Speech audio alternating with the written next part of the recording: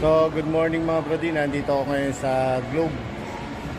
Sa isang branch ng Globe na nagsasabi na hindi na daw talaga nila ako matutulungan about sa mga issue regarding GCash. Kasi matagal na daw silang hindi talaga affiliates. So, ibig sabihin, nakabukod na talaga. So, ang gulo kasi sa website, pwede kang pumunta kahit sa ang branches ng Globe to assist, para ma-assist ka sa concern mo sa GCash. Kasi yung GCash ko, hindi ko ma-access, hindi ko ma-open until now.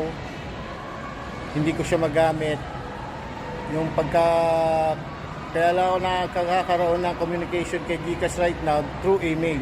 So pagka sa email kasi napakatagal, hintay mo pa yung kung anong sasagot nila. Until now, 3 days na, yung GCash ko hindi ko pa rin magamit. So GCash, sana naman ibalik nyo na yung GCash namin at saka yung pera namin kasi hindi to biro. Stress lang binibigay nyo sa amin. Ciao!